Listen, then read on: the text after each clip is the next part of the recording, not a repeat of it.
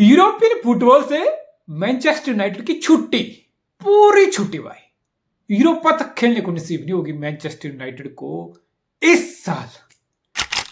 जब ये champions league का ड्रॉ हुआ होगा ना, being a United fan, being a football fan, आप लोगों ने सोचोगे अरे क्या आया, कोपेनहेगन है, गलाटासराय है, कौन सी बड़ी टीम है, बायर्न है, यस बायर्न है, बायर्न से दोनों मैच हार भी गए तो क्या हो जाएगा। गलाटासराय, कोपेनहेगन, मैनचेस्टर यूनाइटेड के फैन और फुटबॉल फैन सोचोगे it's easy group, it's easy group. और आपको यहां से ग्रुप स्टेज से आगे नॉकआउट में प्रोग्रेस करना चाहिए। लेकिन हुआ क्या, हुआ ये कि कोपेनहेगन चैंपियन लीग का नॉकआउट राउंड खेलेगा और गलाटासराय यूरोपा फुटबॉल खेलेगा और मैनचेस्टर यूनाइटेड कार्बो कप अपना, अरे कार्बो कप से शायद बाहर हो गया ये, न्यूकासल से हार के एफ कप के लिए जाएंगे। बिकॉज चैंपियन लीग में तुम्हारी औकात नहीं है भाई। चैंपियन लीग, प्रीमियर लीग में तुम्हारी औकात, चैंपियन लीग में तो है नहीं, प्रीमियर लीग में तुम्हारी औकात नहीं है। प्रीमियर लीग में तुम टॉप 5 तक आ जाना ताकि तुम अगले साल फिर से चैंपियन लीग खेल पाओ। That is it. F cup में भी आप बोलोगे बहुत आरामी टीमें पड़ी हुई है। अभी सिटी पड़ा हुआ है, आर्सेनल पड़ा हुआ है, लिवरपूल पड़ा हुआ है, न्यूकासल पड़ा हुआ है, आप बोलोगे इवन स्पर्स भी है, चेल्सी भी है, जो भी है, लेकिन है। आप बोलोगे ठीक है यार, रियलिस्टिकली स्पीकिंग मे बी एक एफ कप है जिस पे यूनाइटेड थोड़ा फोकस कर ले। टू बी ऑनेस्ट, हालांकि ऐसा होता नहीं है, कप गेम्स महीने में कई बार होती हैं, कप गेम को आप कभी प्रायोरिटी नहीं बना सकते हो। बट रियलिटी है कि मैनचेस्टर यूनाइटेड का season is almost messed up. 4 match आ रहे हो तुम, 6 में से तुम 4 मैच आ रहे हो भाई। 15 गोल तुमने खाए हैं, 4 पॉइंट, 6 मैच के बाद 4 point. This is shocking, this is humiliation, utter humiliation. Second season है, 10 है का सेकंड सीजन है। पहले सीजन में यस शुरुआत गंदी हुई थी, लेकिन फिर आपने कंसिस्टेंसी दिखाई, आप टॉप 4 फिनिश किए, आप एक किस्म से लीग में कंसिस्टेंटली अच्छे रिजल्ट लेके आए, आप कार्बो कप जीते, आप एफ कप का फाइनल तक खेले। सो इट वाज लाइक नहीं यार, उम्मीद है, होप है। यूरोपा लीग में भी आप गए थोड़े बहुत आगे, इट वाज लाइक होप है, उम्मीद है, कुछ ना कुछ होगा। साइनिंग्स हुई, पैसा फेंका गया। बट सेकंड सीजन आता है, क्या आप लोगों को यह लग रहा है कि यूनाइटेड की टीम बेटर हुई है? क्या इन साइनिंग ने यूनाइटेड को बेटर किया? मुझे लग रहा भाई, मुझे नहीं लग रहा। आप कोई भी मैनेजर, आप लिटरली पैसे टेन हैग भी उड़ा रहा है, बैकिंग में रियोस को, अपने पसंद के प्लेयर भी लेके आ रहा हो, लेकिन जब मैं एंटनी को देखता हूं ना, मुझे नहीं लगता एंटनी के आने से यूनाइटेड की टीम में इंप्रूवमेंट हुई है। सांचो का तो जो स्कैम बैम हुआ वो सब अलग बात है।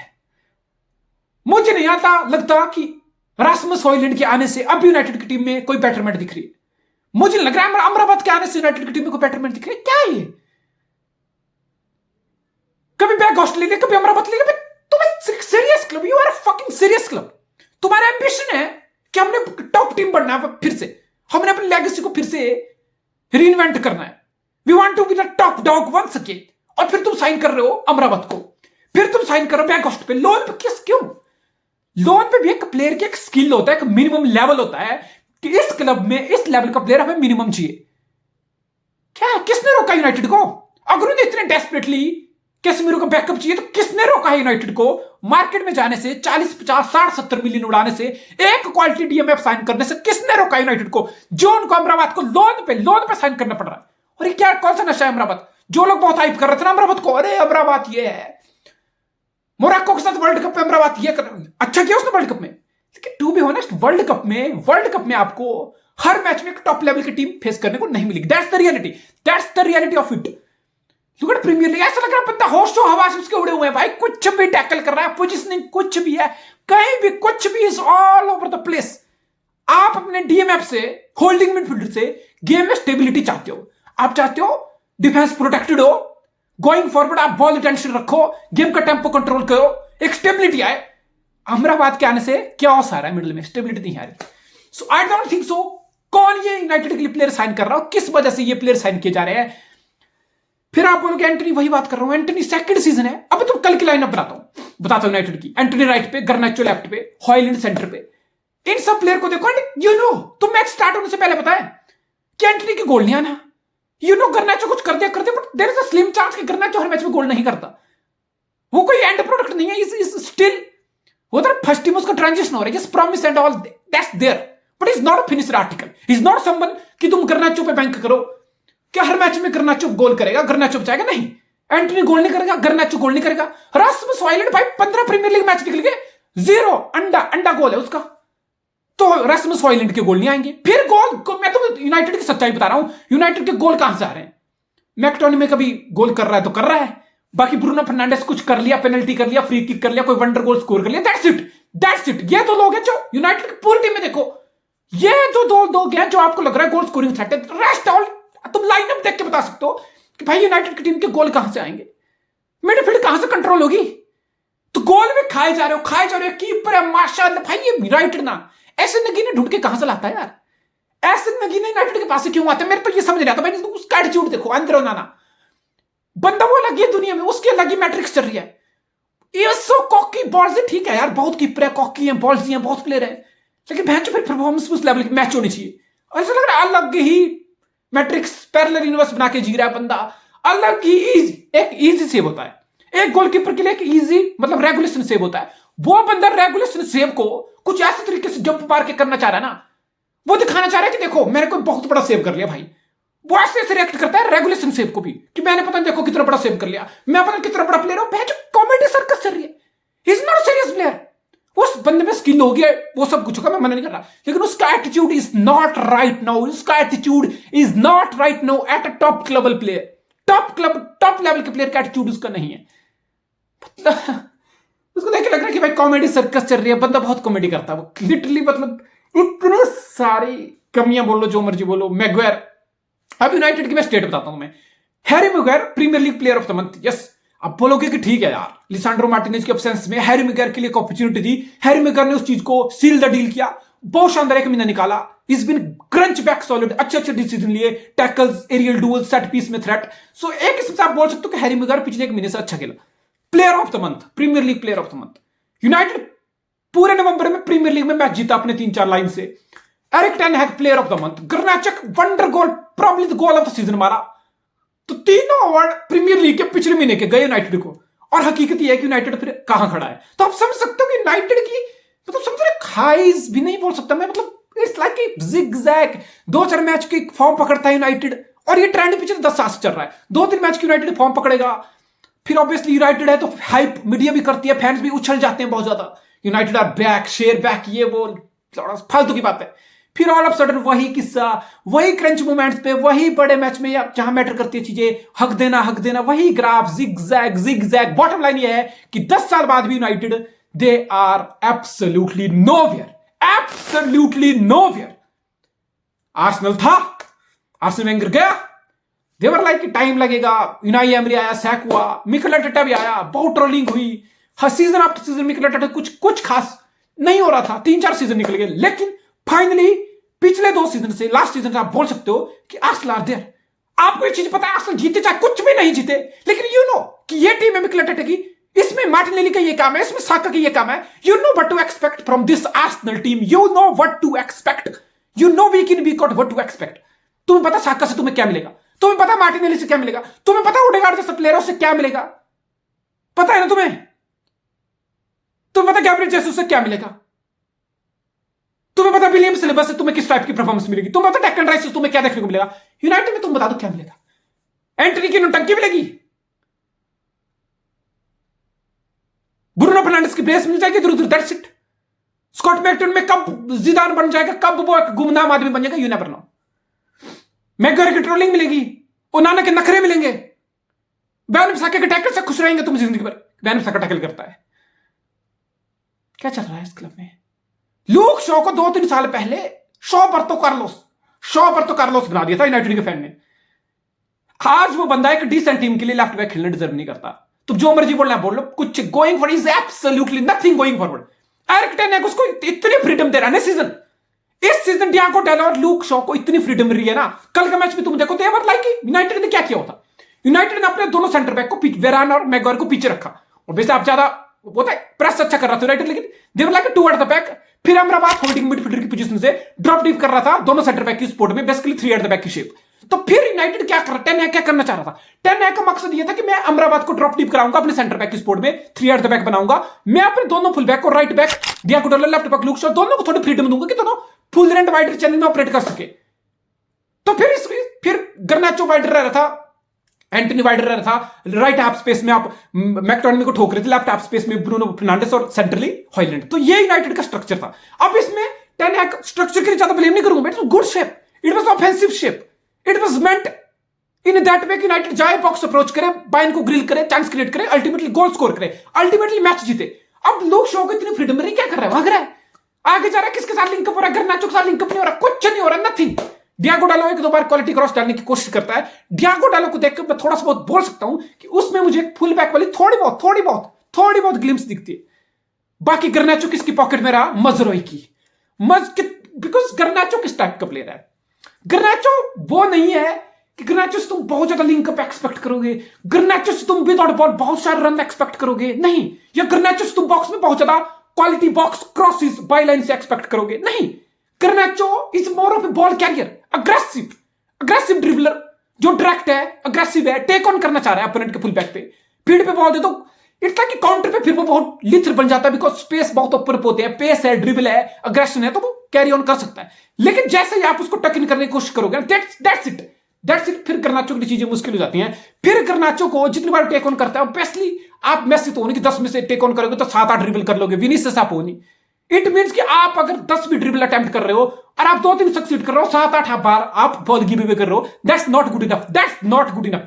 कल गर्नाचो मजरोई की पॉकेट में था, अल्फांसो डेविस की पॉकेट में एंथनी था, दियोतुपा बकाने की पॉकेट में हॉयलैंड था। ये रियलिटी थी।